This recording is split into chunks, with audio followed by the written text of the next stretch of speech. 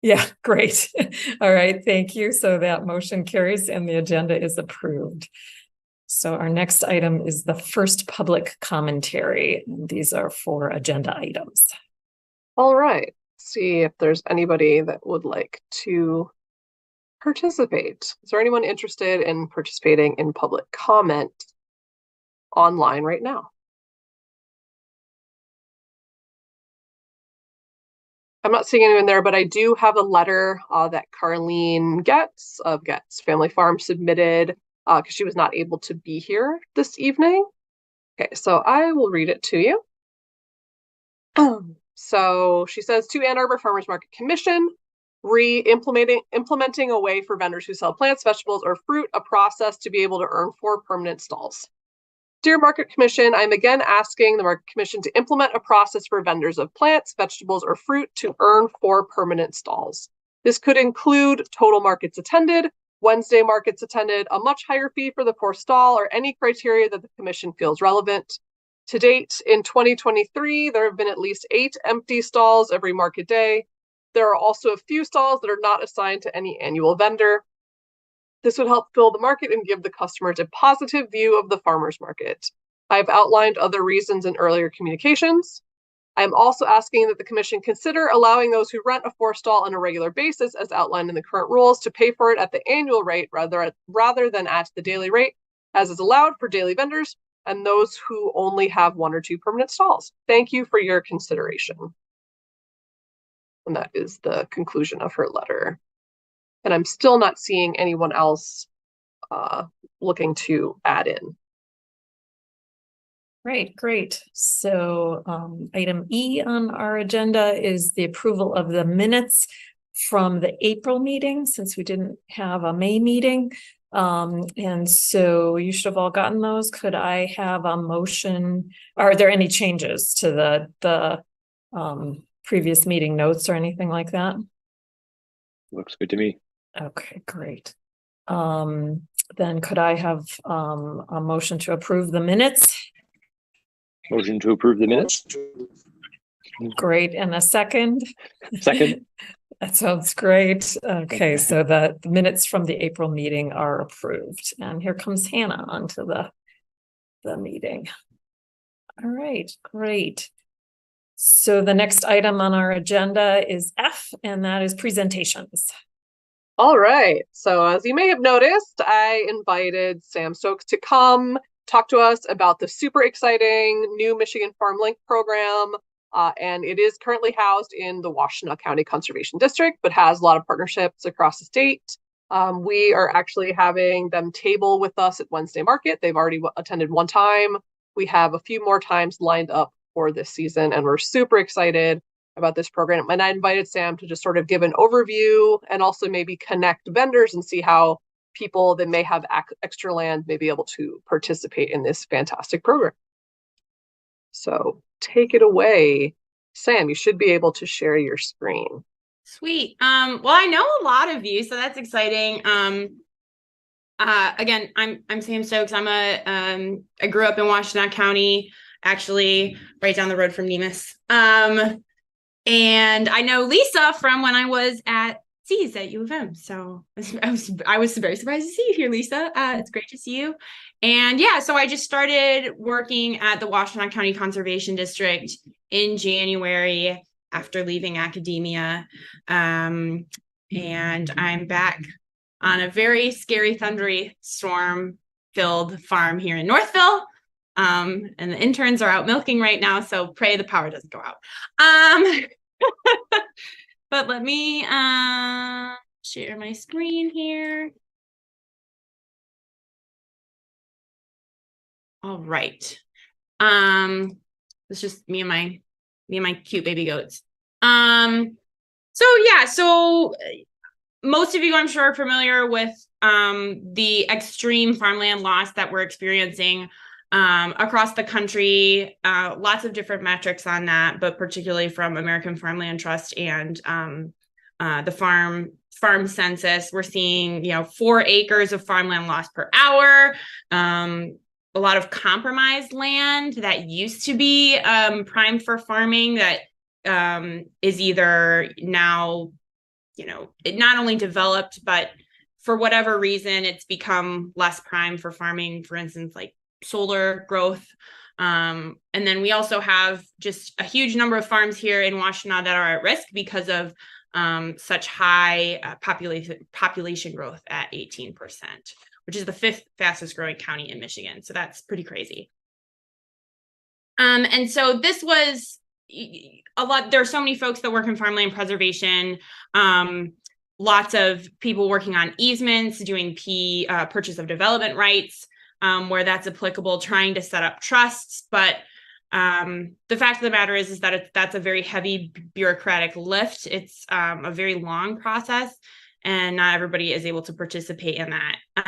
That then paired with the fact that beginning farmers cite finding land as the number one challenge to actually becoming successful and starting a farm business. And so my farm link was designed to kind of bring those two issues together and try and bridge the gap. Because a lot of those farmers who are just getting into ag might be first generation, they might be returning farmers, they might be folks in a more urban setting, and they simply don't have access to either family land or even just the networks of established farmers to find out when a piece of land is selling. No less have access to actual funding to buy that land. So my farm link was developed in Ottawa County by a woman named Becky Huttinga. She works for their rural development office. And it was housed there for a while. It was originally funded by a grant from the USDA, their Beginning Farmer and Rancher grant. That's where they built the website that we're currently using. And the idea is just that it serves as a land linking platform. So there are a lot of examples of these across the United States. They're very common, especially in the Northeast. And it's essentially just serving as like eHarmony for farmland.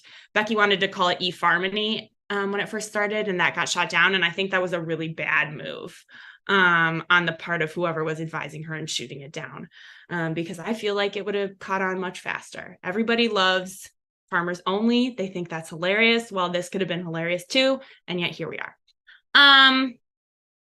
But yeah, so the goal is to shepherd market rate farmland, protect both under an easement and not, into the hands of next generation farmers, with a goal to develop, implement, and oversee a successful land linking program hosted in the Washtenaw hub that can eventually be expanded statewide.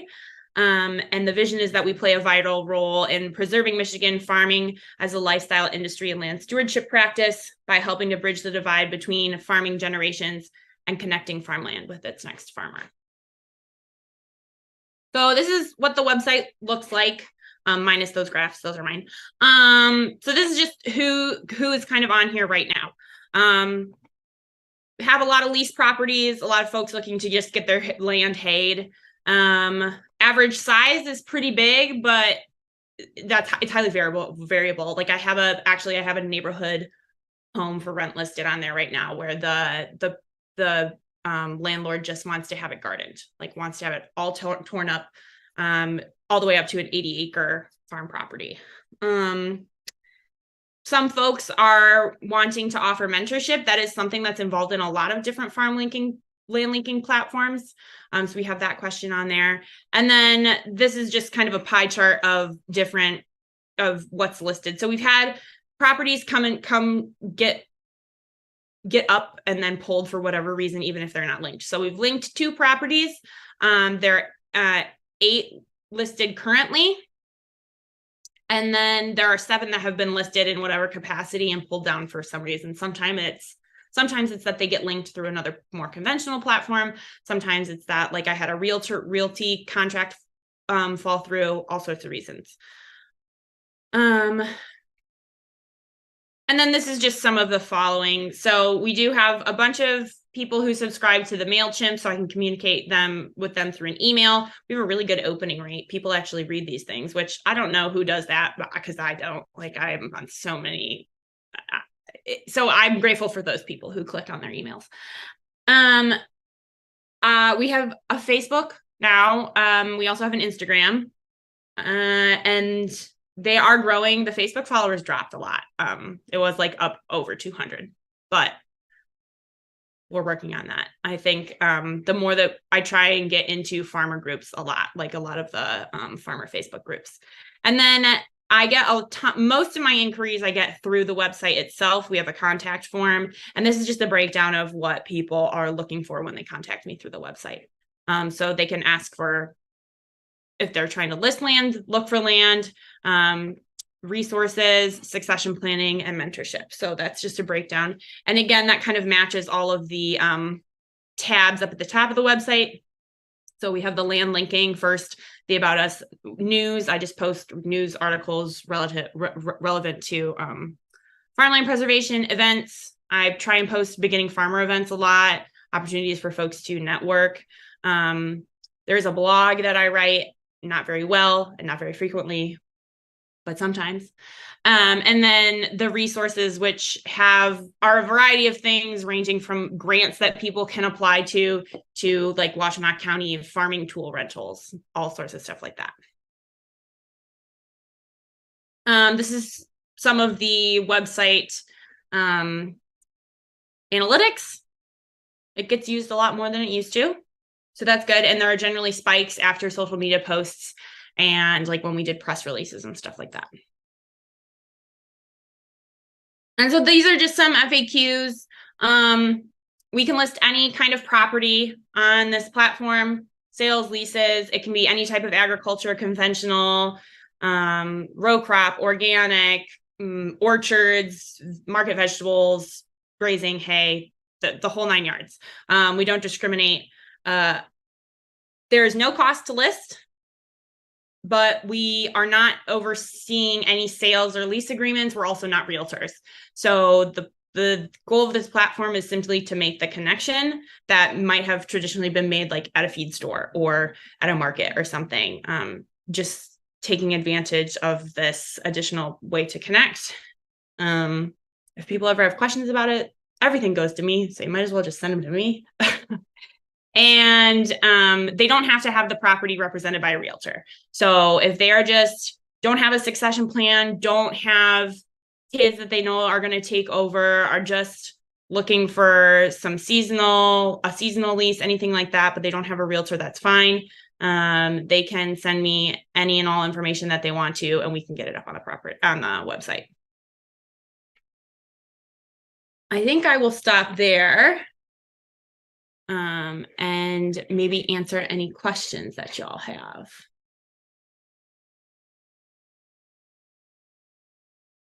Yeah, does anyone have any questions or comments even?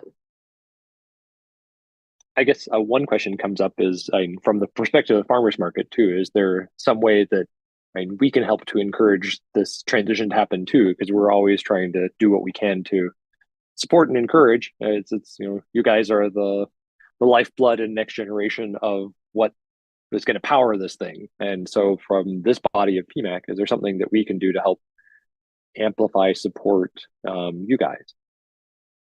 Yeah. So it's really our two largest challenges right now are recognition of the program and then adoption.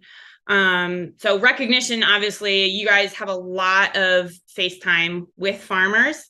So Stephanie has the promotional materials, but I'll resend her the most up-to-date ones, but we'll get those out to you. If you could have those out for people to look at the market or just post it around, that would be awesome. The other thing is that if the market has a website that farmers are going on for whatever reason, or you have a Facebook, share the website. That would be huge. Or post it as a link on your market website. That's super important.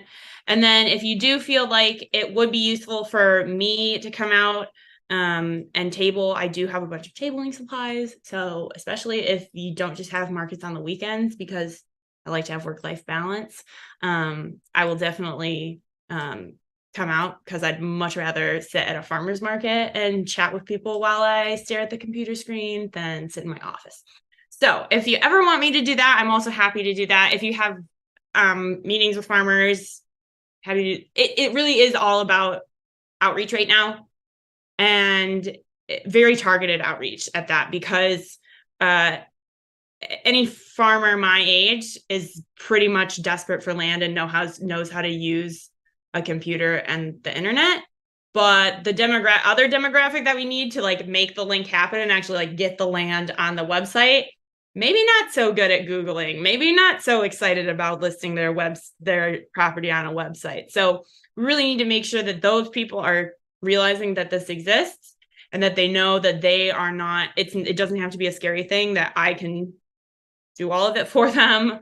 That it doesn't, that it doesn't have to be them like creating a profile, like doing coding. I think a lot of people, my parents' age and older, think like, oh my God, a website, I'm gonna have to code something. I'm like, no, that's not what this is. So just reassuring people of that. We also have other resources too. So even if they have kids or they have a family member who's going to take over the farm, we can try and connect them with a lawyer or a succession planning specialist too, because we want to make sure that people who do have are lucky enough to have successors know how to make sure that they actually get the farm and can run it after they pass or retire. So yeah.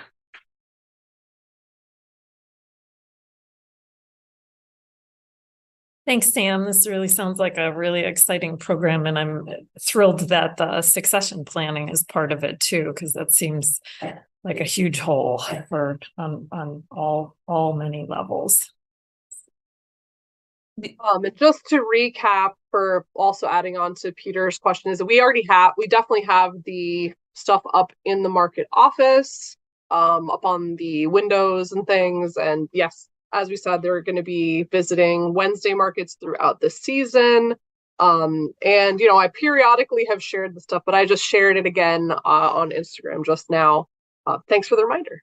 But yeah, super excited about this. I know that farm link programs in states like Maine, for example, have been super successful and have a lot to do with the reason why that state has one of the highest rates of beginning farmers, sort of starting out and thriving. So I'm super excited to see this here, because it's something that a lot of folks without land like myself have been looking for a really long time. So really, really excited to be a part of it. And I just lost you guys. There you are. The other thing that would be a huge help to us is currently we are completely soft money funded. So and not just grants, but private family foundation grants. So, and that's fine. Like if private foundations want to give us money, that's great. And I'll take it. So if you know any of those people who do that, cool. But even better if you see a USDA or an MDARD or some other granting organization, if you see something come across your desk that you think might be a good fit to fund this work, please send it my way. It is very tricky getting money for this because it's funding two things that grantors don't want to give money to, and that's staff time and websites. Nobody wants to spend money on that. So yes, so we have funding through fiscal year 24, which is great, but are looking for fiscal year 25, and I'd definitely take a little bit more money for fiscal year 24. I know that's kind of a pipe dream, but so if you have funding ideas, definitely shoot them my way as well.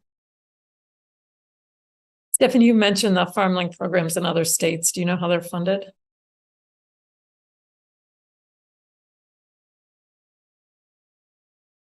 No.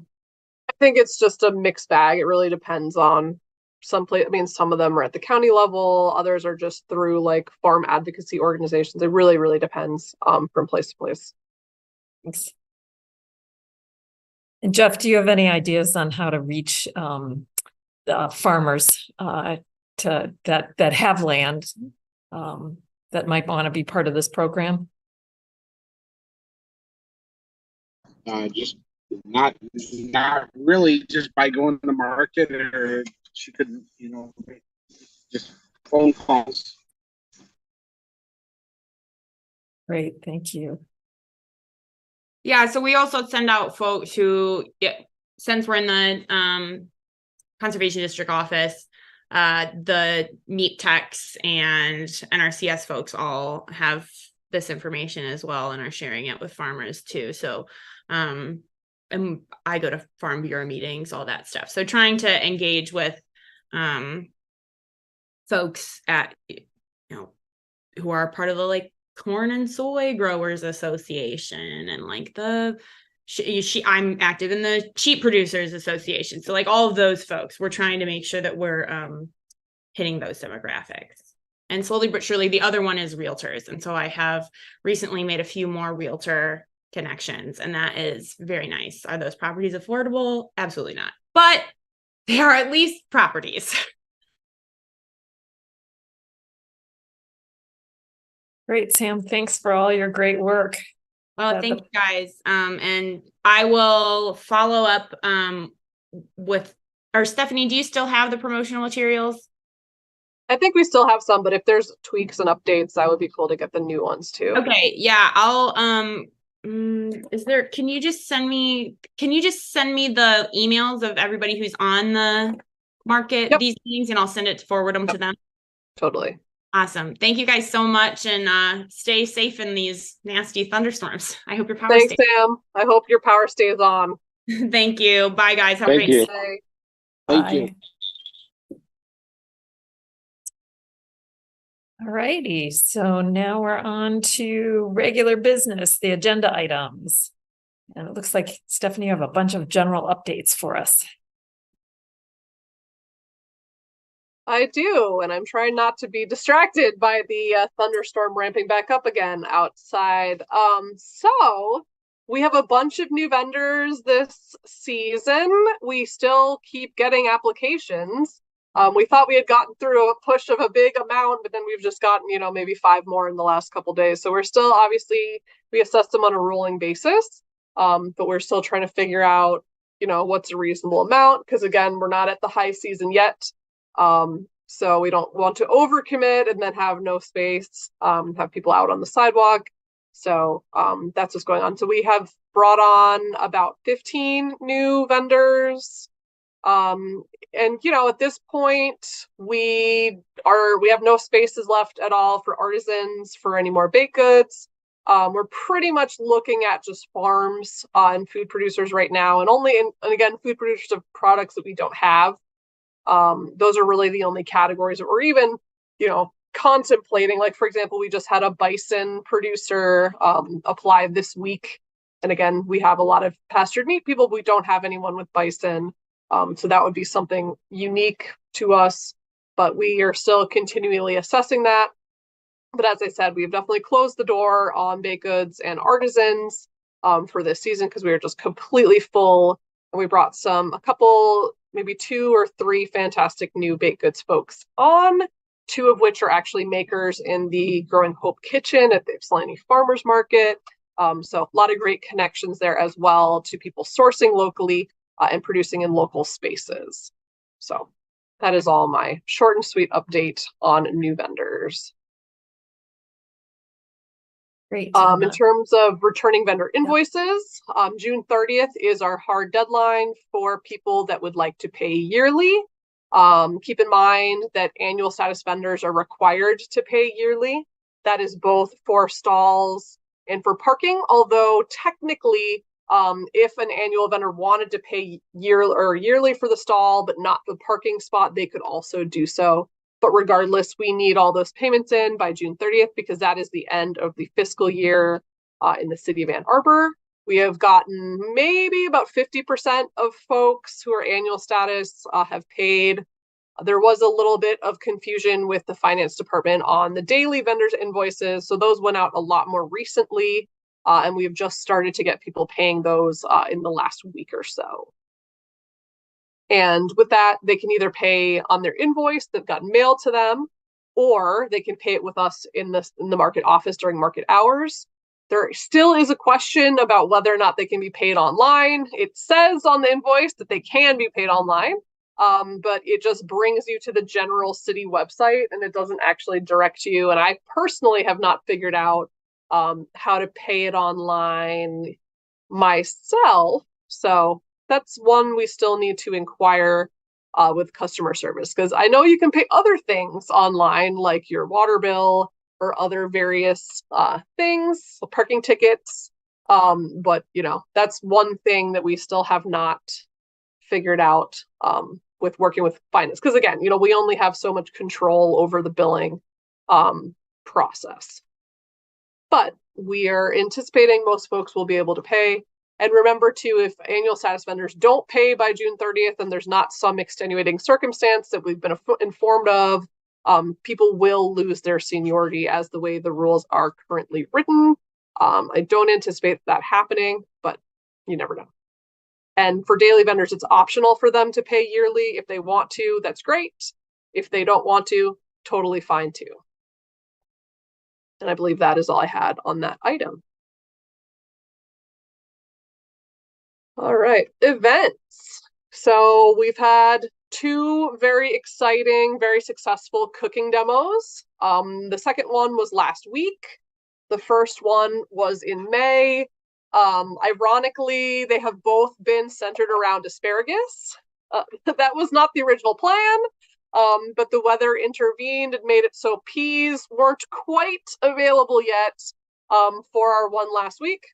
So we had to roll with it and still had asparagus. So Chef Allison Anastasio from the Newton of Ypsilanti and Last Bite Chef, she came in and did a creamy vegan asparagus soup recipe. And I think Alex was saying there was maybe at least 75 recipe cards that he gave out.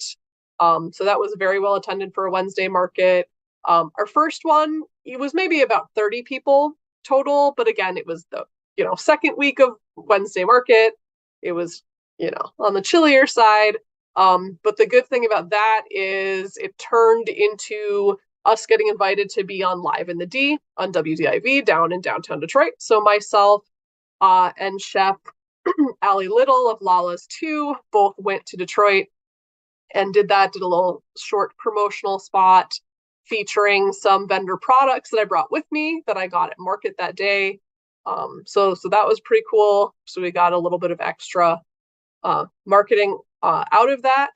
We also did get a MIFMA, Michigan Farmers Market Association grant for food safety, to include food safety information in that. So basically that looks like it's on the reverse side of our recipe card and part of the cooking demo itself. So those have been doing really well, and we're excited for the next ones. We've got 3 more. And I should mention as well that this series is going to be 100% female chefs from different parts of Southeast Michigan. So we're really excited about that. And the next one coming up in July will be focused on zucchini. And the upside is zucchini are already available for some of our early growers. So we anticipate that not being a problem. And now for August, we have lined up Chef Ji-Hae Kim of Miss Kim, which we're very excited about because she used to do our cooking demos before COVID. And then the last one will be Chef Peyton Richardson, who comes from the Greener Pastures Market up in South Lyon. So looking forward to all of these. And I believe Ji-Hae's is tomatoes. And I do not recall what we said the last one would be, but something seasonal in September. So maybe peppers, who knows? But yes, they've been doing really well, and we've been excited that we've been able to bring those back. Other events that I did not have a chance to talk about because we did not have a May meeting is we had Flower Day on Sunday, May 28th. That went really well. It was beautiful weather, if not, very, very hot. And we had a whole bunch of people. We had a pretty much completely full market between the artisans and us. We had music. We had a martial arts demonstration, but by the Anhua Chinese School, who coincidentally will actually be at market again this weekend. And then, we had mostly, vendors of us, but I think we had maybe 1 or 2 new vendors that came just for that event, one of which has become a regular vendor. The other one, we're still waiting for them to submit their application, but we anticipate they may be joining as well. And then we're ramping up for the food truck rallies starting in July, 3rd week.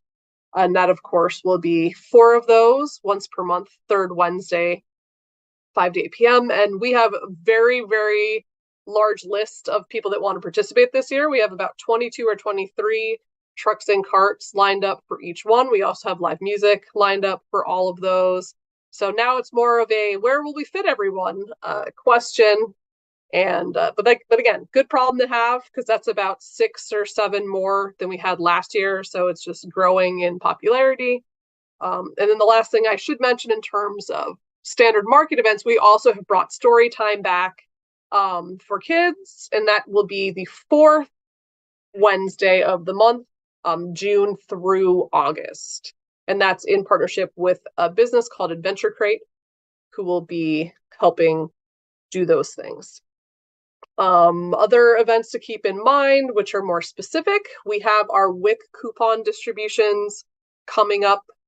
We actually have a demonstration one. The USDA is coming on Wednesday to sort of do a photo shoot / demo WIC coupon distribution. And then the following week will be our actual one, or first of 3 that we will be having. We are also planning on having another distribution for the senior Project Fresh coupons as well in July.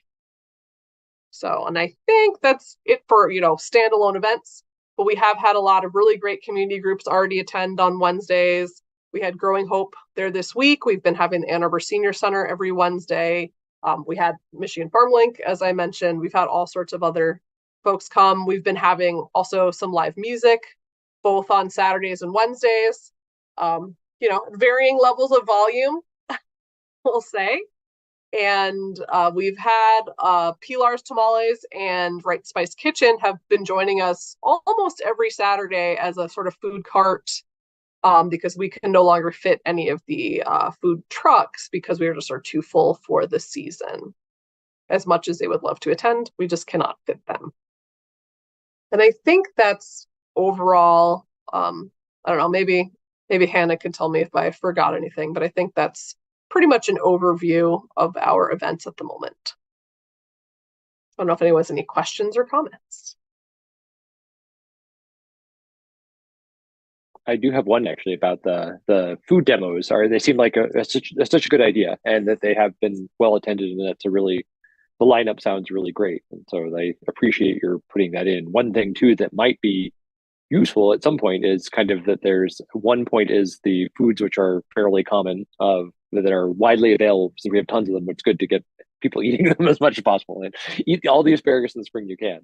But the other thing too that I've seen a lot from kind of the buyer's perspective is interesting, is that there are a lot of vegetables that are unusual vegetables that you can get at the market that you can't get other places. And that I've often overheard a lot of conversations, both where it doesn't seem that the grower knows how to prepare them, and it doesn't seem like the purchaser knows how to prepare them.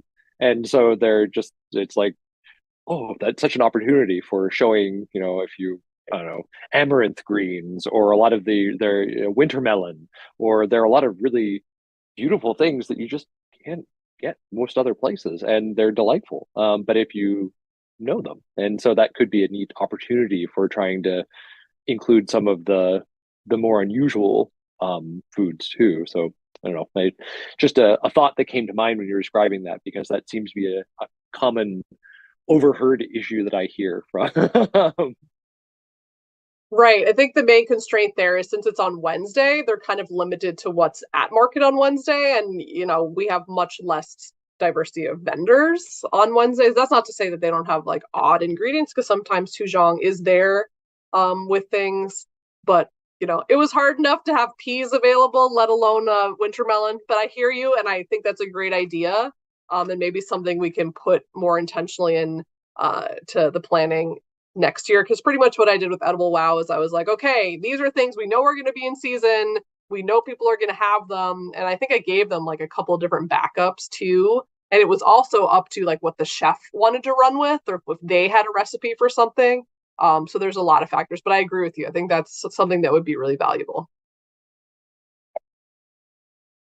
Thanks for that update, Stephanie. It's great to hear about all the events happening at the market to sort of recreate it as a community space again after COVID.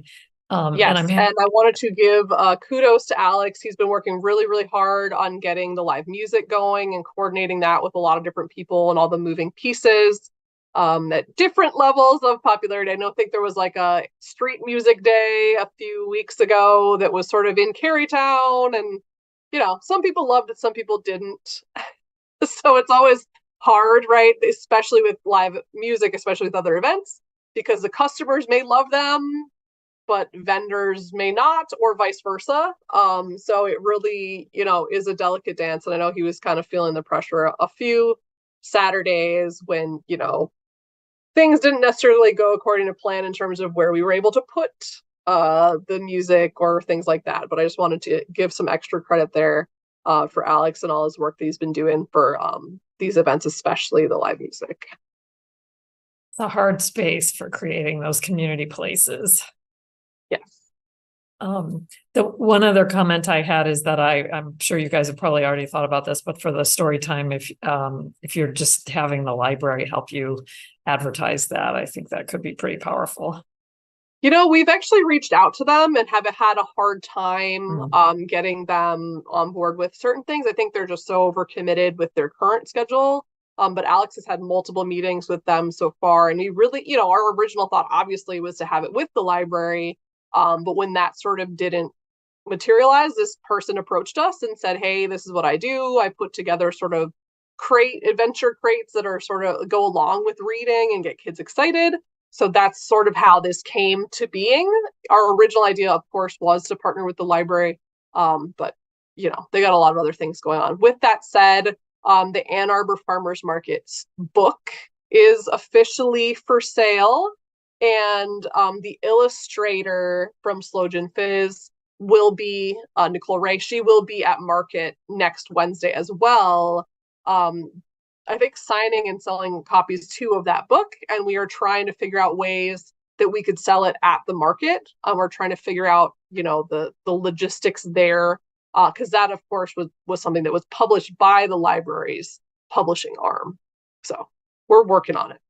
That's great. That's great. More integration with anything in Ann Arbor is just wonderful. So good. Thank you very much. Yes. Because there's been a lot of events. They had like a gardening fair and a CSA day, and we're like, hey, hello, over here, like, let's collaborate. And we got bounced around from a lot of different people. So it was just, I'm not sure exactly. As I said, I think they're just really busy with what they have going on, and they're not necessarily thinking of including us, but we continue to reach out. Yeah, I think just keep knocking on that door. Yes. We've been trying, believe me. Yeah. Well, I mean, now that they know that you're doing it again, maybe next year it can be part of the summer reads program and things like that. So. Hopefully. I mean, we still are a summer game location, and we have been for a while. We actually have 2 separate codes. But beyond that, it's been a little bit more difficult to coordinate. All right. Moving along. So facility and repairs. So in April, we had a walkthrough with park operations and my supervisor, Josh, to sort of talk about problem areas of the market, right? This is just a seasonal thing that happens. We identified areas where the concrete was crumbling, where they may have been, excuse me, electrical outlets that were not working for whatever reason. We had sort of a sequence of problematic spigots over the last couple of weeks. Well, right when we were trying to turn the water on, it was very, very hot. So that kind of had a few hiccups, but that should be fixed now and is fixed now. That was sort of a lot there for a moment. And as of right now, there's been some areas that have been fixed, other ones that are still waiting to be fixed. Usual wear and tear on the market. Nothing out of the ordinary there. The one thing that is out of the ordinary, after the snow melted, we noticed there's an area on the corner of the market office building where the concrete and the sidewalk have sort of separated from each other. And there's a giant hole that has formed. I know that park operations did an initial surveying with a company that specializes in that sort of water damage on other sorts of things. And I think we are still waiting to hear back on, what that could look like. But it seems like it's going to be a pretty big undertaking in terms of cost, in terms of labor. and we're just still waiting on that. But the upside is we are also thinking of making that curb in front of the market, making that area curbless so that it is also more accessible at the same time. So we're thinking about maybe is there a way that we can sort of fold this into our ADA retrofitting that's going to be happening anyways. So that might be, something that's much more positive, and that way we won't have to have a step for people coming up to the office window. They can just, roll on over in their wheelchair if they need to, or just walk up without tripping hazards. So that's the upside and the downside, but that is more of a long-term thing we are waiting on. Two other facility things that we're still waiting for. Unfortunately, an ice flow took the solar sensor off the top of the market office. I think it was right around that ice storm. One day we came there and there it was on the ground. And I do not believe that has had a chance yet to be replaced. So people click on it and they look, they want to see how much solar we're generating, and it's not really telling much. And also with that said, I believe the solar box is actually not working properly itself. A friend of mine who works in the solar industry, who's just a customer regular, was saying, hey, I don't think this looks right. So we're still waiting on Park Ops to find the correct people to help us deal with our solar stuff. With that said, OSI has been utilizing their air quality monitor, which is inside the market. I believe Sean told me just this week that they had been having problems with it, but it is now back online and inexplicably refilled in all of the data that had been absent. It just all of a sudden appeared. So that's the upside of that. So at least that diagnostic tool is on track. And he said that means that now 2 out of the 4 are working. So that's good. At least our data is being collected somewhat, if not in the solar, then in terms of air quality.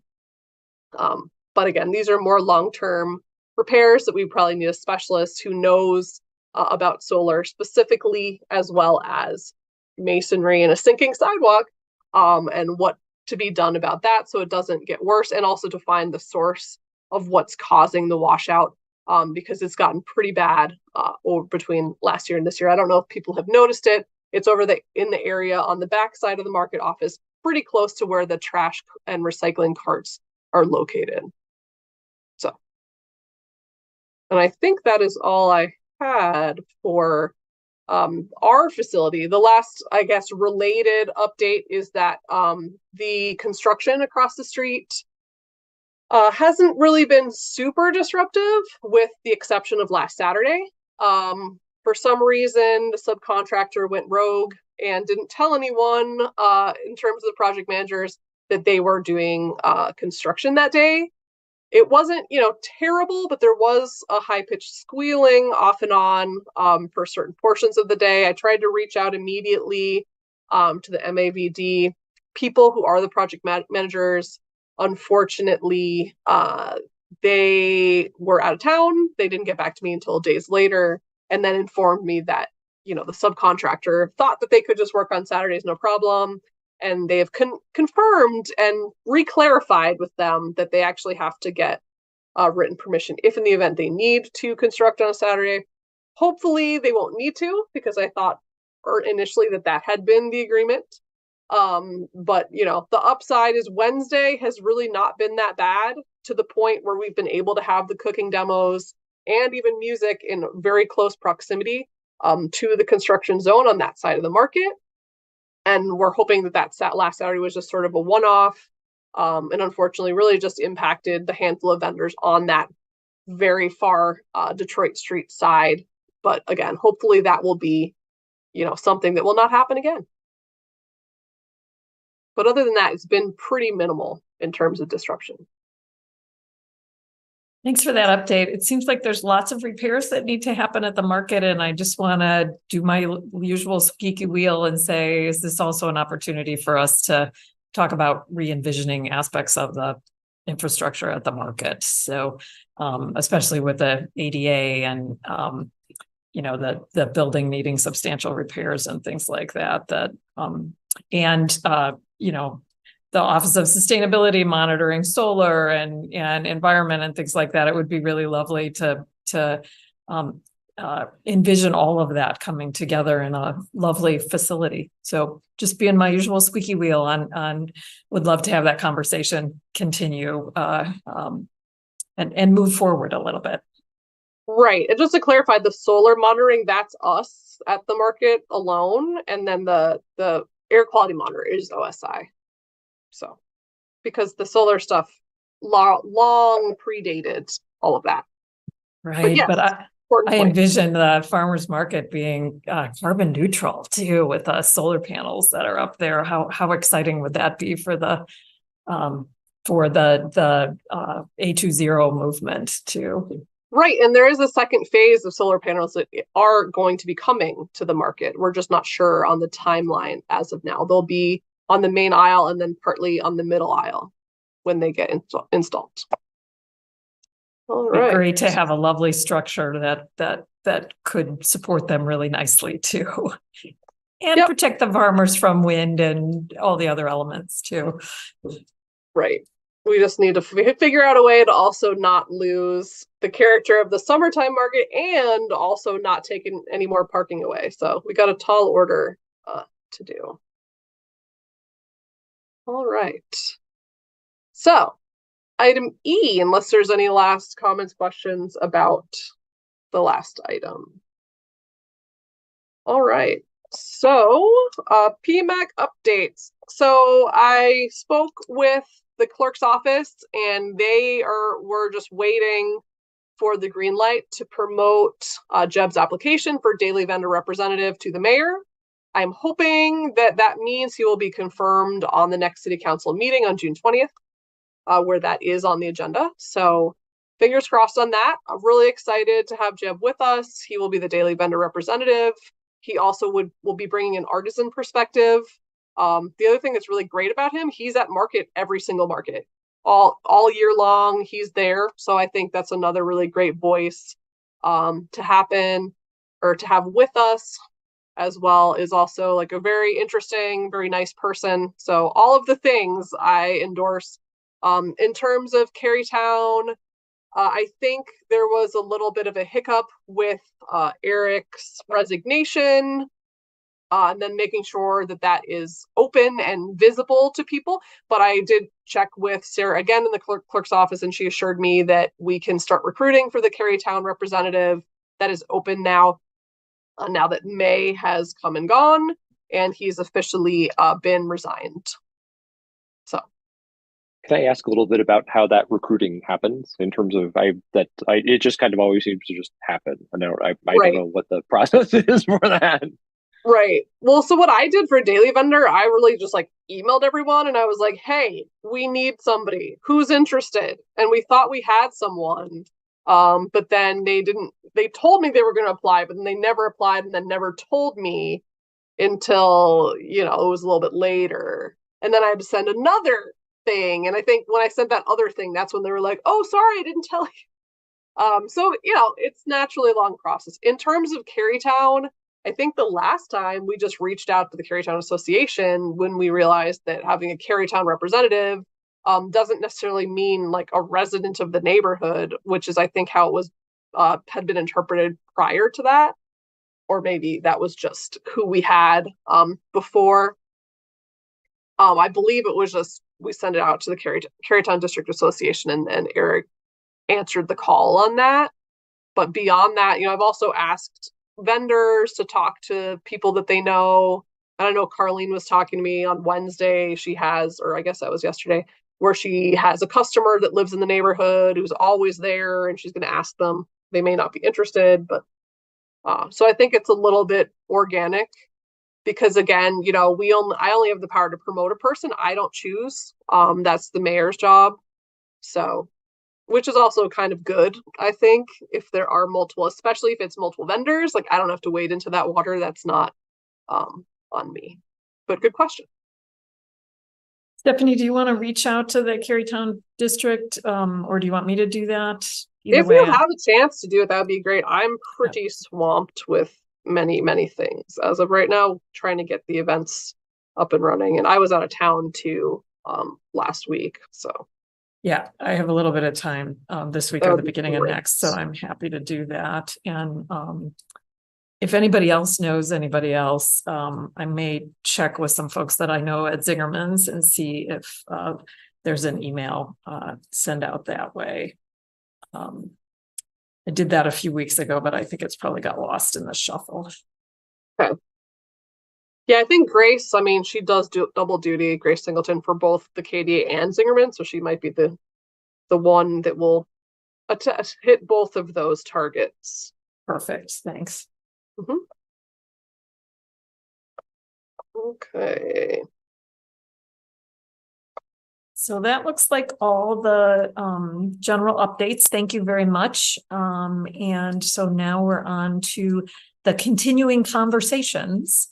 And Yes. the first item is the bylaws changes. So Peter, do you want to take it away? Sure. Yeah. I sent to Stephanie the updates. We could show those. I will those. show my screen and pull those up momentarily. Let me just get to that. All right. There it is.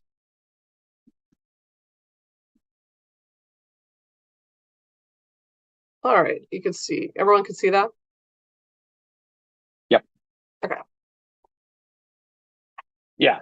So I've just been kind of slowly working through some of these changes that we've gone through, and it seems like some of them were not awfully controversial, and so we can kind of quickly go through those. But there were 4, and actually that we've got maybe one more about a little bit about our organization, how the organization is structured together, but it's just the description of the purpose of the organization. But for these, that we had something on term limits. So just in terms of proposing actually including a term limit, and it seemed like that was pretty clear in that way. So just giving it a limitation on that. The conflicts of interest of actually providing, dealing with a conflicts of interest problem, which was that there were, we weren't really disclosing, or there was no process for regular disclosure, and so including amending the section, Article 5, Section 7 to include some of that. Going further down, member as petitioner, that was kind of a weird process. That it does seem like, looking at other groups, that's kind of a boilerplate. Our group's a little different in terms of, particularly since we have so many people within the who are farmers, who are within on the board, that they could potentially be a petitioner, and it seems like at least this language seems to prohibit that. There are other clauses within that document which already address that. The final one with membership was the one that we still had some questions on, the one that I've been doing the most work on.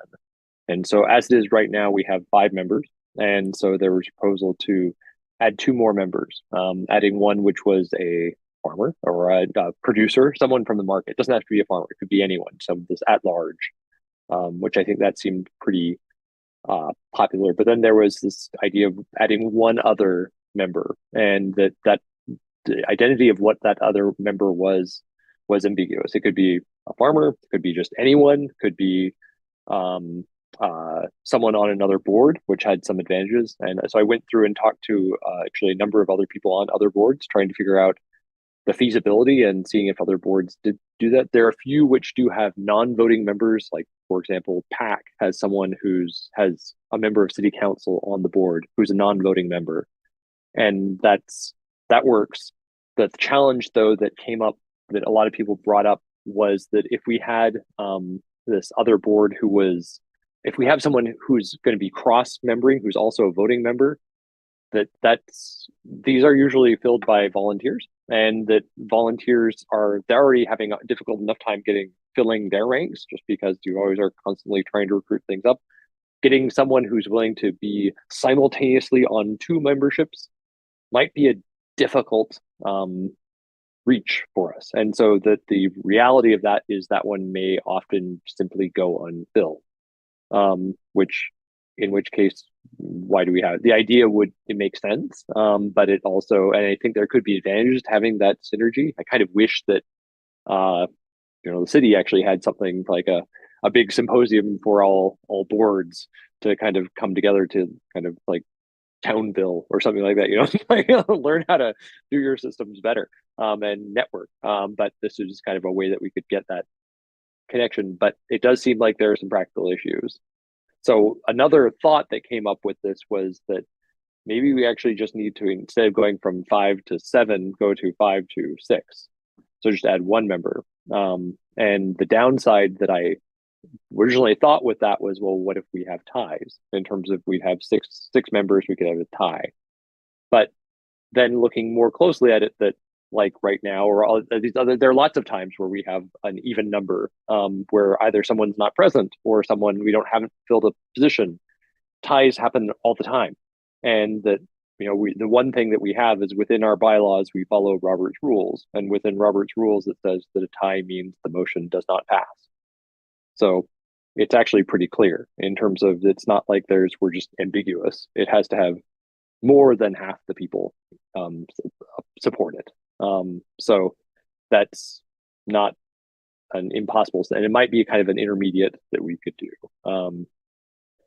So those are kind of some of the directions. I particularly want to get people's opinions on this last issue of the what options are you leaning toward, or which ones sound good, or any issues you see with this membership of the 2 or 1 membership, or if we do 2, who that other member would be.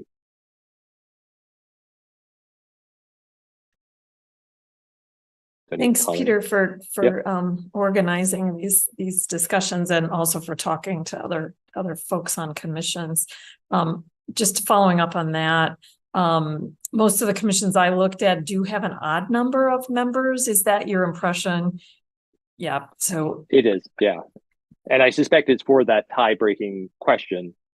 But that's the thing, and they often don't include language of what happens with the tie, and I think because they assume that you have a odd number. But the thing is, like, I just in practice in our commission, we often do, even if we have an odd number, if someone doesn't show, we can have a quorum so we can vote, but then we have an even number. So it's not like it's a question that never comes up. It's a question that comes up all the time, actually, and there's no magic of having an odd number or even number, because that doesn't mean that's how many people you'll have when you vote. Right. I was just thinking of trying to align this with the other commissions as we move this through for some sort of approval from City Council, that, there may be a reality where we only have, like we have now, only 3 members on the commission. But it seems like it would be good to try for 7. And then my thought on that 7th member is that maybe we just do a member at large, because there may be times for the commission where it's useful to have more vendors on the commission. And there may be other times, like I'm thinking now with the construction happening, I would really love to have 2 people from the neighborhood on the commission so we could get their regular input. So my suggestion is that we just leave it open-ended. It could be a vendor, it could be a customer, it could be somebody from the Carytown neighborhood. So just a member at large, and then it can wax and wane as the needs of the PMAC change over time. Yeah, so you're suggesting then it would kind of be within the subset of restrictions that are already applied. It couldn't be anyone, but it would be one of these aforementioned classes. Right, the categories. And I think when you apply, that you have to check one of the boxes. So I don't know how that would change it would still be fine for the application process. So those are my thoughts. Seems good. I Jeff, mean, my any... thing is, sorry, go ahead, Jeff. Yep. No, go ahead. No, you go ahead. Oh, I thought about it because I actually input, and I personally don't think it's a good idea. I think we're having a hard enough time filling the positions that we have, first of all. Secondly, it's hard enough to get anything done. We already have an annual, we have a daily representative, and then somebody from the neighborhood. Am I correct on that? Yeah. right? And then somebody from carry out. So I mean that covers all the bases. Start throwing a wild.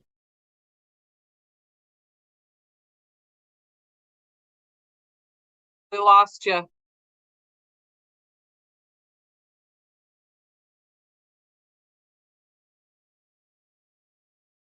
I can't hear. Can you hear? I can't hear. You still there, Jeff?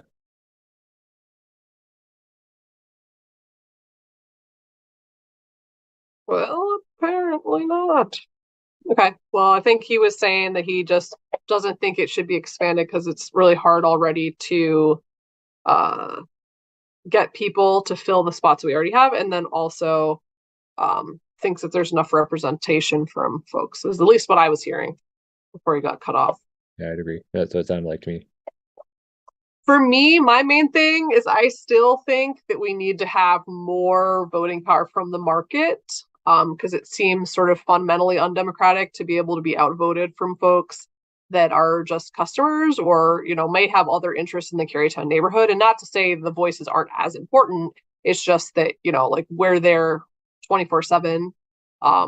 So that would be maybe like my vote for maybe like one more member. If we think it's too hard to recruit a whole second member, I would love to see like a vendor at large or something else like that as the additional. That would be my thought on that. Of the 7th or of the 6th? It seems like I hear a lot of support for the one additional member at large or one vendor a vendor from the market. Then the 7th is the question for if you're saying Yeah, also. I was saying I think 6 might be the best because in that way at least it's equal. Yep. And it doesn't necessarily have to be like the vendors have the majority, like it doesn't really matter. It's more it needs to at least be equal because right now it's lopsided. Mhm. Whereas the community has more say. Yeah,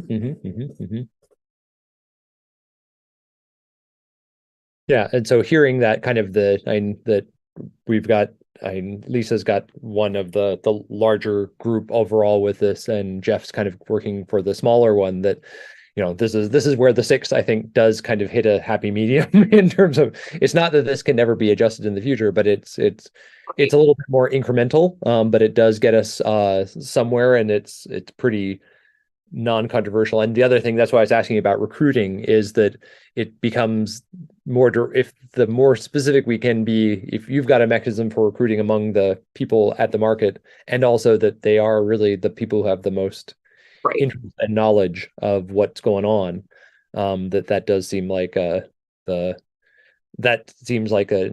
obvious inclusion would be valuable in that way. Yeah, it's so much easier because not only do we have everyone's email addresses, I can go talk to someone in person. Whereas, yes, you may be able to do that for a community member, but like, can everyone do it in the way that, we could have everyone on the commission show up and talk to prospective people because their vendors would also be helpful for filling, if we're worried about the whole filling the spot. And I think too, there's been a bunch of vendors that have wanted to do it, but where it was when they were a daily vendor and they became annual, and then they can't have a voice anymore. So I feel like there's already people that have applied and applied and applied, and then just there weren't enough spots for them. Whereas we definitely have not had that trouble with any of the other categories, at least since I've been here. Definitely. No, I agree. And the other thing too that I thought was it's like in discussions with like the changing of the artisan stuff too, in terms of it seems like maybe having an artisan as a member would make sense in terms of that would open that up a little bit more, give a little bit more breathing room for that voice to be heard, because that was apparently one that wasn't very heard before. So that could help out too. So Right. I just worry that, because that's such a small class, we might be reducing our ability to recruit folks. And that's kind of why I like the at large, because it really could be anybody I agree. That wants to do that. And right now, like, we are lucky that we will be getting a daily representative who is an artisan also. So at least that solves that for now. No, but I think the at large with the vendor makes sense. I mean, because that does give us flexibility, and also in terms of coming back to Jeff's comment of populating the space, in terms of if we define it too narrowly, then it's just really hard to get anyone because there are only like 3 people that qualify. So everybody else is busy. So. Yeah, exactly. And so it's okay. Let's. So I think that seems yes. so. Lisa, if we were to then, how would you feel about the 6 versus the 7? Does that seem like I know it's not exactly what you're looking for, but does it seem like that is a viable first step? I think that sounds fine. I guess, is there any way we can check with the city? Stephanie, do you know anybody on that would have to oversee these changes when we get them done? If we can just do a trial balloon and say, do you anticipate any problem with having a commission with an even number of members? Well, this all Because has to go through legal and be approved by city council before it gets. right, correct. But before we spend a lot of time, crafting language, doing these things and getting set on 6, is there any way you can ask anybody if 6 versus 7 is going to be a problem just from the city regulations?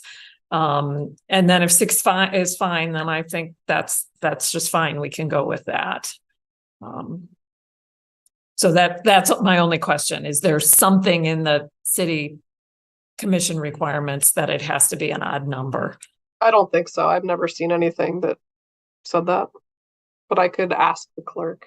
Just I think that would be helpful if you'd be willing, if you can put that in your list. It should be a pretty ping. I suspect you're right that I don't think there necessarily is anything, but there might be. So if there is, that's also brings up the next step too with this as to, for us, I can see steps that are involved as like voting. We've not voted. So to accept some of this language or to move forward, then getting it through legal, and then we don't want to vote on something that we don't want legal to go through something we don't want, because that would waste their time.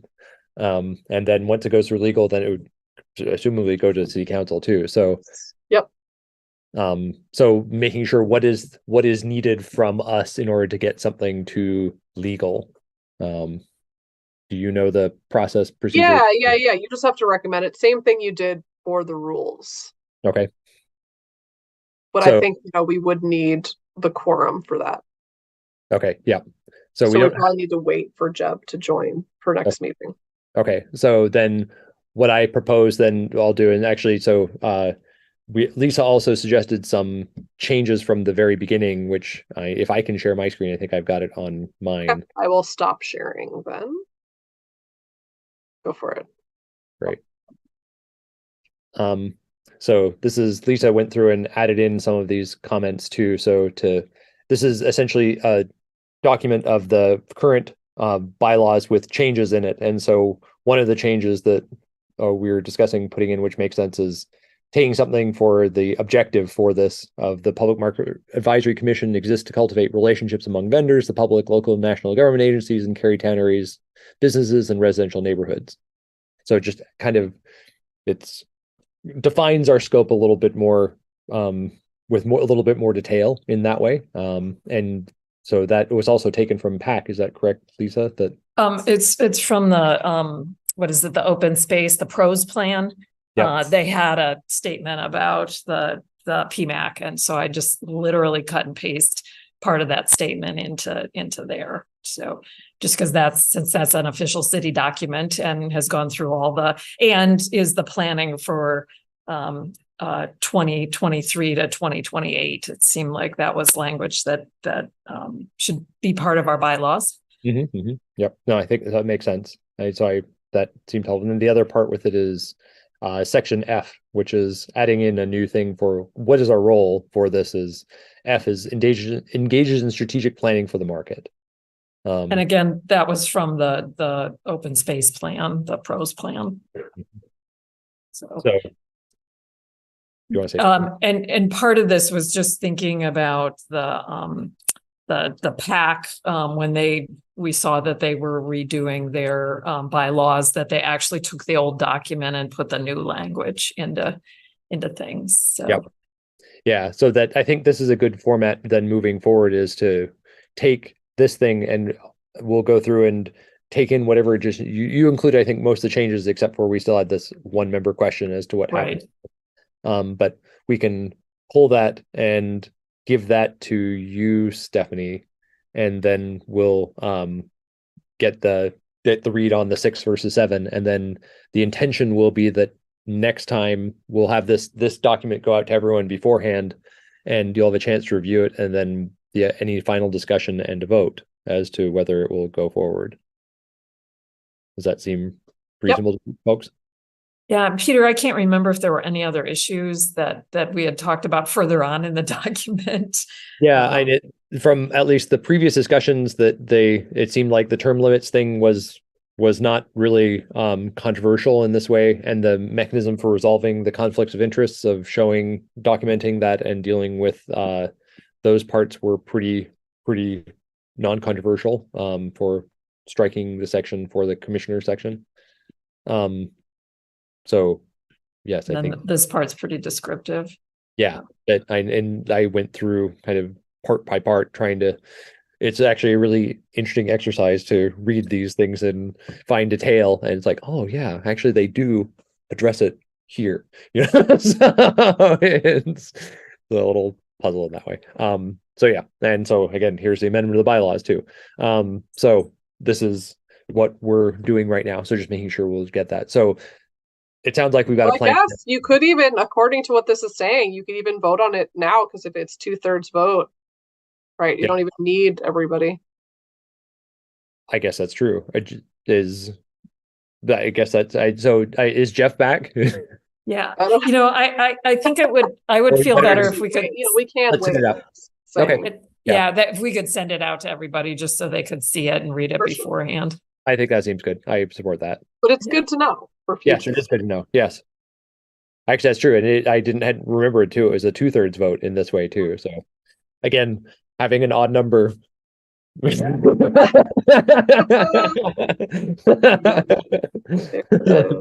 true. So I mean, I just feel like the Greenbelt Commission, I don't know if it was 8, I don't know, maybe it was 9, I don't know. And it's a general good policy to have like a mechanism for tie breaking and things like that. For sure. But inevitably, it turns out that the reality is you have to have other mechanisms because this happened, stuff that someone's not here, someone's not on the board's not, the positions aren't filled yet. Well, I mean, maybe a third option would just be like, I know, like, I don't currently have voting privileges, but that seems sort of odd to me, given that, like, I'm the one that has to implement all of these things. So maybe, like, the market manager could be the tiebreaker. I mean, I'll obviously ask. You'd be like the vice president in this way. Yeah. But maybe that could be the role, sort of like the Speaker of the House or something, like come in as the tiebreak only. Yep. Don't vote necessarily otherwise. Yep. Yeah, so.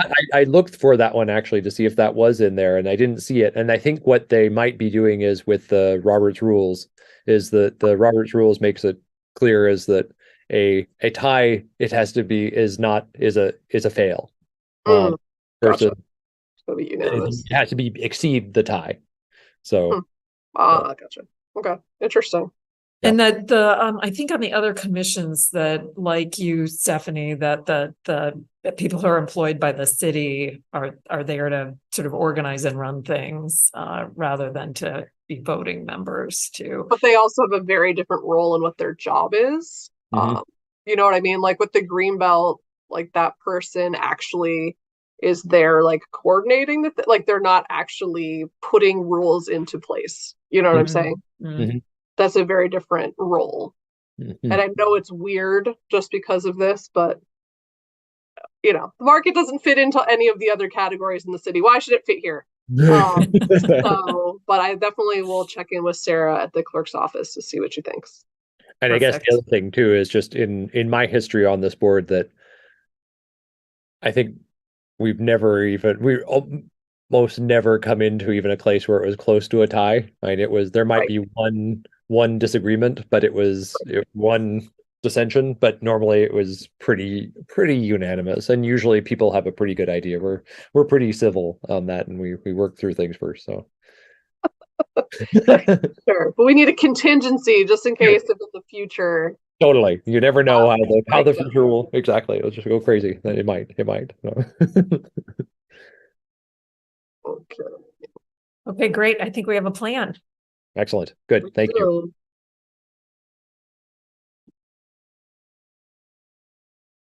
All right. Right. So the next thing on the list is the producer only subcommittee. So for this one, I don't think anything has happened still or since the meeting in April. Because a lot of that meeting wasn't even necessarily about the producer only thing. So I think, once we get Jeb on here, perhaps we can ask for his assistance to take the lead on that or help recruit people for that, because that's what Stephanie was doing before. And that would be really great if that was something that, the daily representative could take on. Obviously he'll be new, but I think that would be a good thing because a lot of questions still remain. We had a great first meeting. I think the air was cleared in a lot of ways and assuaged a lot of people's fears. However, we didn't really do much in terms of ironing out any points of confusion. So I would love to see us return to this once we get our new daily vendor rep. Seems like a good plan. Great, thank you. And then just acknowledging that we only have a little over 10 more minutes. And so we have the next item on the agenda is the stall numbers for annual vendors. Yes. So, you heard Carlene's comments. There was someone else who was not able to come and she wanted to give comments, but she wasn't able to give me anything specific, but I know she is also not in favor of the 4 stalls. She is a newer daily vendor, been with the market about 3 years. And this is a person who is both a farmer as well as a food producer. But I'm still waiting for more specifics on that. So one of the things that I think we talked about at the April meeting was the possibility of surveying the vendors at the market to just get a rough idea, because people have been only talking about there might be 8 to 10 vendors, annual vendors, who might be interested in a 4th stall, to get an idea of how many representation of the issues and things like that. Yep. And then, we've been super busy with all sorts of extra events. And also, from what I've heard way more people not interested as of now than I have heard people that are interested. And this is across the board from, high seniority annuals, daily vendors, newer people, older people. It's been a lot of different folks. So I don't know. I mean, we can still do it, of course. I just don't know, I don't know. I'm just not sure that this is the right place to focus all of our energy. So it'd be great if we could add something else to the survey, or if there was other things we wanted to ask people too, because it is quite the undertaking to have to put it together, get people to fill it out, assess the information. So I would love to maybe tie it on to something, especially because this would be something that is impacting such a small number of vendors. So I don't know. I don't know where I'm at with that. I guess one thing too is that there's a difference between, some people are interested in the 4th for themselves, some people are not interested in the 4th, but how many people support the possibility of there being a 4th versus oppose the number of there being a 4th? I don't know that one either. My sense is that the number of people that oppose is far, far exceeds the amount of people that are in favor. Because Carlene did give us a letter, and I believe there was 8 to 10 signatures on there. And I've heard offhand from that many people, if not more already, against. Some have gone on record, some have not. So because I think that's where at least for my interest too, is for the survey. Again, this affects me not so much directly, right. But in terms of making sure too, it's if people are not interested in it for themselves, but they're supportive of it in the process of the market, or they're opposed to it of the structure of the market for reasons, then those are distinct questions, and ones that I think balance things will definitely change. And that's something we can for sure survey. But just to tell you, I haven't heard from a single person that's in favor of it that it would not be impacting them directly as them getting a 4th stall. Well, the only people to have signed it, I think, are people that actually want the 4th. But I don't know. Maybe I need to go back and look at that letter again to be fully sure. But I think, I don't know. That doesn't seem correct. Also, I think just to clarify again, because I think this gets lost in this, is that if there's extra stalls, anyone can get a forestall that day, right? That is not something we need to vote on. That already exists. This is people getting a permanent stall. So, I think it's interesting where people say things like, oh, well, there's open stalls. Well, yes, it's early June. You know what I mean? Like, tomatoes aren't here really yet. There's no corn. There's a lot of large stall vendors that haven't come back yet for the season. And again, we have new vendors that haven't started yet. So, it may seem like it's empty, but I just think, and I think that's where a lot of this questioning comes from, is that people look around and there's a day or two where there's nobody in that stall, but that doesn't mean there's not going to be someone in that stall. And I just see it as like, not just logistically difficult, but like virtually impossible. Because again, think about it this way, is when I put together the map, yes, there might be somebody with 3 stalls in one spot and 1 stall someplace else, but they're going to want those stalls together on that market day. And that's going to be up to me to figure out how that's going to work, especially when it's somebody who's 3 stalls next to 3 stalls next to 3 stalls, who's going to get displaced. So, you know what I'm saying? Like, I just feel like, and it's the even versus the odd too. If that person takes up a 4 stall and there's a parking spot, are they going to expect that additional parking spot too, which then is going to restrict yet another spot from parking, so it's this chain reaction. So like, theoretically it sounds great. It sounds like, oh yeah, 4 stalls for everybody. If we could, you know what I mean? Like, there's a reason we don't have that already, as far as I'm concerned. There's a reason why there's just a couple people that were grandfathered in to sort of like make it fair or whatever. Again, I was not there, but to try and make up for stalls that might have been lost when the market got reconfigured or whatever. The other thing to keep in mind too is that the 2 vendors or 2 out of the 3 vendors that are grandfathered in at 4 stalls, that's going to expire very soon for them, because 2 of them are in the process of a transfer of seniority. And those are going to go back down to 3 stalls very, very soon. So, it almost seems like then we're going to have to reevaluate that whole thing too. You know what I mean? Like, it wouldn't be just about like adding an extra stall. It seems simple. The other part of Carlene's question that I wanted to address too was, she asked, well, what if we're paying, why can't I pay annually if I know I'm going to be using that extra stall? Because I feel like in essence, that would be locking us into making it a permanent stall, right? Because then that would be meaning that we would have to honor that if they've paid yearly. And it's like, I get it. I know she feels like she's paying more than she would otherwise, but on the flip side, it's also being advocated for like making the 4th stall be way more expensive. So that seems like it's sort of a wash. But I'm also very hesitant to say yes to that, because I feel like it will force the issue. It will almost force us down that road to 4 stalls.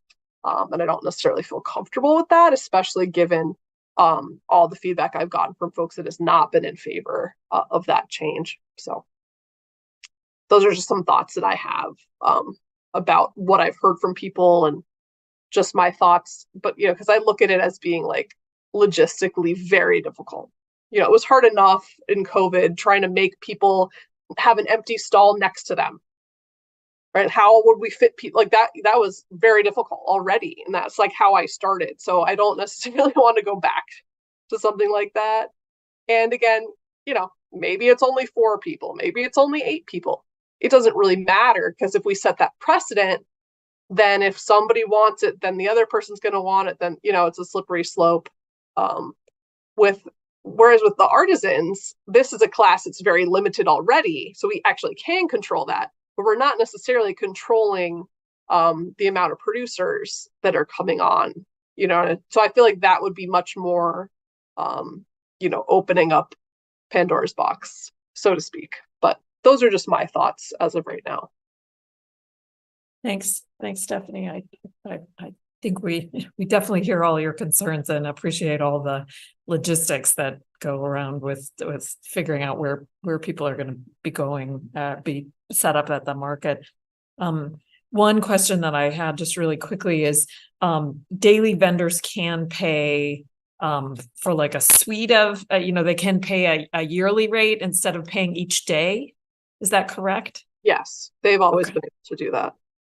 Yeah. It's just an optional thing. So for example, the yearly payment for stall fee and parking fee, it's equivalent of coming to market 15 times. Mhm. So if people know they're coming to 15 times, it's actually more affordable for them if they pay yearly. But I think originally, like the traditional idea of the daily would be somebody just kind of comes sporadically, comes one here, one there, and doesn't make it to the 15 times. But in essence, and how it works, it's become much more the norm that people that are regular season vendors do come more than 15 times, because again, it includes both Wednesday and Saturday for the duration of the fiscal year, not the actual like season per se. So that's another part of it. And as of right now, daily vendors really don't get more than 2 stalls, how things work. So there's already a restriction on them in terms of how much space they could have. So, allowing annuals to have a 4 stall also creates a gap there between the 2 classes of vendors. So I think that's why some of the dailies folks are especially concerned. I know Stephanie Willett, her comments last time were basically she was worried that it would make it a lot harder and take a lot longer for people who are dailies to get their annual status seniority because of that too. Yeah. Yeah, I was just thinking about that other alternative of the payment options. Could somebody like the Getz Farm that regularly uses a 4th stall when it's available, if they could pay on the annual rate rather than each time. Right. And that was my point, that I worry it's going to lock us into that, because they're going to say, Mhm. oh, well, I paid for this, I Mhm. need to use it. You know what I mean? I think it's almost like going in through the back door on that a little bit. Like it's not officially changing the rule, but in essence, like making it changed for them. And I know in that particular case, due to the transfer of seniority that Carlene went through, they used to have 6 stalls total because she had the Getz and then her brother's stuff, and then went down to 3. And there was that whole shift around. So that's, I think, a little bit of the backstory to be aware of with that. And, the sidewalk stall, it's there, it's available, and they are fortunate that they have a spot that has that spot next to it. A lot of other people aren't, like Kaepernick, they could definitely use a 4 stall. They're bursting at the seams, but next to them is a walkway on one side, and then a whole group of annual vendors with a large amount of stalls on their other side. So they don't have that flexibility. So, I worry then we would then be further privileging certain groups over others, right? And I think it would make it less equitable, even though it seems, it seems like it would be more equitable in terms of it would be more affordable, but it would make it so that like one specific person could have something that no one else would have. And I just don't feel comfortable with that for obvious reasons. But great question. And I think I empathize with what you're saying, Stephanie. I think I tend to agree too, that it seems like there are a lot of unintended long-term consequences that could could come from this. And that's the only way. This is where I was asking for the survey stuff. If there was evidence of a groundswell of support within members of the market, that it was support for everyone thinks, of course we should have 4 stalls, this is crazy, then I'd be like, okay, totally. I don't understand, and maybe you guys know better than I do. But if there's actually a pretty strong majority of opposition to it, then I think that probably that I wouldn't support having a permanent 4th. And so that's Right. And I think we should ask, and I think maybe in terms of the survey, maybe there's a way we can combine it with the survey about the producer only thing. Maybe. So that way it's not just like this specific thing is getting all of this bandwidth when, there's other things that are probably more important from the long view, depending on, concerns people have had for much longer. I feel like this is a way newer thing that's come about, which was almost like as a direct response to like the artisans having their issue solved, which, is a little bit, it is what it is. But I think those would be 2 things that would be great in the survey together. I really like this idea of doing a survey and thinking about multiple issues. I am going to be my squeaky wheel again. It would be lovely to get some input from the vendors on sort of what are critical issues that the infrastructure again could be improved for them. You know, like in particular, I'm thinking about wind. I know everybody talks about parking and heat too, but it seems like the wind is becoming a much more persistent problem. And I've again, anecdotally had so many vendors say to me, yeah, it was a terrible day. We left at noon because the wind was so bad. And that again isn't going to get us to a design for anything new at the market, but it at least could get us input on the parameters that vendors think are important. So I'm thinking about for next meeting, maybe we can send you some email ideas about questions for a survey, Stephanie, and then if you can put it together, or if you want our feedback on it, that would be one way to do it. Sure. Okay. Bring it on. All right.